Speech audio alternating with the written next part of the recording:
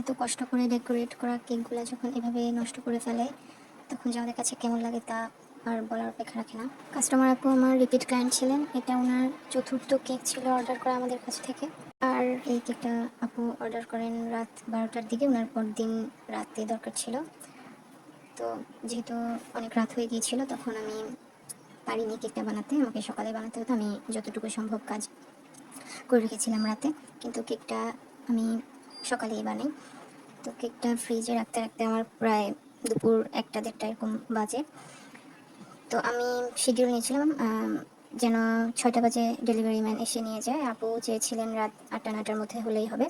তো আমি আগে আগে শিডিউলটা নিলাম যেন দেরি না হয়ে যায়। ডেলিভারি ম্যান জানালেন যে উনি 5টায় নিতে চায়। তো আমি বললাম আচ্ছা ঠিক আছে, একটু আগে হলে সমস্যা নেই। এরপর উনি জানান উনি 4টায় আসতে চান। তো অনেক সময় ওনাদের পরে লেট হয়ে যাবে দেখে ওনারা আগে আগে নিয়ে যেতে চান। তো আমি এরপরও বললাম আচ্ছা ঠিক আছে, আমার ক্রিম সেট হওয়াই ছিল, আমি আগের দিন রাতে ক্রিমটা রেডি করে রেখেছিলাম। তো উনি 4টায় এসে নিয়ে যায় কেকটা, কিন্তু কেকটা পৌঁছাতে পৌঁছাতে ওনার 6:30 বেজে যায়।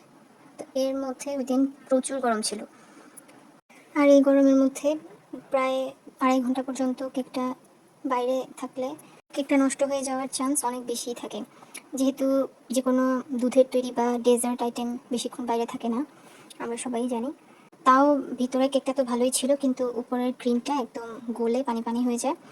এবং ওনাদের কাছে কোনো ক্যারি ব্যাগও ছিল না ওই রাইডারের কাছে, যার কারণে কেকের বক্সের সাইডে কেকটা লেগে একটু ড্যামেজ হয়ে যায়। তো আপু নিচ্ছিলেন ওনার স্পেশাল মানুষের জন্য। সবাই বেশিরভাগ কেকগুলো একটা স্পেশাল দিনের জন্যই নিয়ে থাকে। তো এখন দেখা যায় আজকাল একটা অনুষ্ঠানের প্রধান আকর্ষণই থাকে কেক। আর যখন ওই কেকটাই ড্যামেজ হয়ে যায় তখন আসলে অনুষ্ঠানের সৌন্দর্যটা অনেকখানি নষ্ট হয়ে যায়। তো আপু শুরুতে রাইডার ওনাকে দেখালেন যে এই যে এদিকে একটু ড্যামেজ হয়ে গেছে, আপনি রিসিভ করবেন কিনা। তো তখন আপু রিসিভ করে ফেলেন। উনি মনে করেন যে আচ্ছা অল্প অল্প একটুই তো ড্যামেজ হয়েছে, সমস্যা নেই। পরে আপু আমাকে ছবি দেন যে দেখেন আপু কেকের কী অবস্থা হয়েছে। আপু একটুও রাগ করেননি, বরং উনি অনেক স্যাড হয়ে গিয়েছিলেন যে ওনার স্পেশাল দিনের জন্য এত স্পেশাল ডিজাইন সিলেক্ট করা কেকটার যখন সাইডে এই অবস্থা দেখলেন। আমিও শুরুতে ভেবেছিলাম যে অল্প একটুই তো, তেমন সমস্যা হয়তো হবে না। তো আমি আপুকে বললাম যে যতটুকু ক্রিম নষ্ট হয়ে বক্সে লেগে গিয়েছে আপনি ওইটা নিয়ে কেকের সাইডটা ঠিক করে ফেলতে পারেন কিনা দেখেন। কিন্তু ক্রিম যেহেতু গলে গিয়েছিল একদম নরম হয়ে, তো ওই পর্যাপ্ত ক্রিমটা ছিল না বক্সে। বক্সে অর্ধেক ক্রিম বক্সেই শুষে নিয়েছিল, যার কারণে আপু পর্যাপ্ত ক্রিমের অভাবে ওই কেকটা ঠিক করতে পারছিলেন না। তো এখন উনি তো অনেক স্যাড হয়ে যান যে এখন আমি তো স্পেশাল করে কেকটা নিলাম, এত সুন্দর একটা ডিজাইন আমি সিলেক্ট করলাম, এখন আমার পুরো অনুষ্ঠানটাই মাটি হয়ে যাবে। তো আমি বলছিলাম যে আপনি যদি তখন রাইডারকে রিসিভ না করে দিয়ে দিতেন উনি তো নিয়ে আসতো। ততক্ষণে দেখা যাচ্ছে রাইডার অনেক দূর চলে এসেছেন। এরপর আমি আপুকে বললাম যে মানে আপনি কি চাচ্ছেন, যে কি করলে কিভাবে জিনিসটা সলভ করা যায়।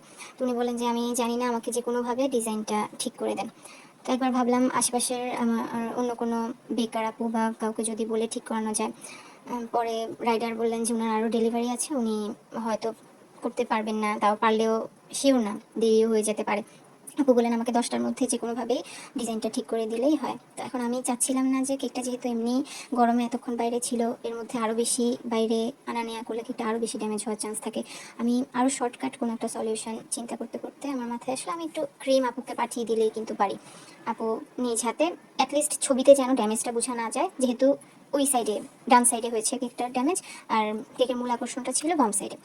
তো আমি আপুকে এটা সাজেস্ট করলাম যে আমি আপনাকে একটু ক্রিম পাঠিয়ে দিলে আপনি নিজেই করে নিতে পারবেন কিনা। তো আপু রাজি হলেন।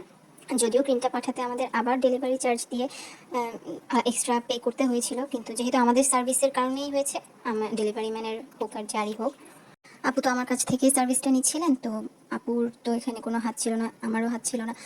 এরপর আপুর দিনটা যেহেতু নষ্ট না হয়, আমরাই সেই এক্সট্রা ডেলিভারি চার্জের মাধ্যমে আপুকে একটু ক্রিম পাঠিয়ে দিই এবং আপুকে শিখিয়ে দিই যে কিভাবে কাজটা করবেন উনি, কোন দিকে ক্রিমটা কিভাবে দিলে কিভাবে ড্যামেজটা উনি ঠিক করে দিতে পারবেন। তো আপু কাছে ক্রিমটা পাঠিয়ে দেওয়ার পর আপু ড্যামেজটা ঠিক করে নিয়েছে এবং জানালেন যে ভাগ্যিস ক্রিমটা পাঠিয়েছিলেন, এই ক্রিমটা ছাড়া তো আমার কেকটা একদমই ড্যামেজ হয়ে গিয়েছিল। যদিও আমি ওভাবে ভালোভাবে ফিনিশিং দিতে পারিনি, কিন্তু যেভাবে খারাপ দেখা যাচ্ছিল ড্যামেজ হওয়ার কারণে ততটুকু ঠিক করতে পেরেছিলাম। আমরা আপুর কাছে অনেক থ্যাঙ্কফুল ছিলাম যে উনি ব্যাপারটাতে রেগে না গিয়ে সিচুয়েশনটা বোঝার চেষ্টা করেছেন। কেননা আসলে এখানে কারোই হাত ছিল না, না আমার ভুল ছিল না ওনার ভুল ছিল। কিন্তু এরপর উনি ঠান্ডা মাথায় ব্যাপারটা বোঝার চেষ্টা করেছেন, এই জন্য ওনার কাছে আমরা অনেক বেশি কৃতজ্ঞ।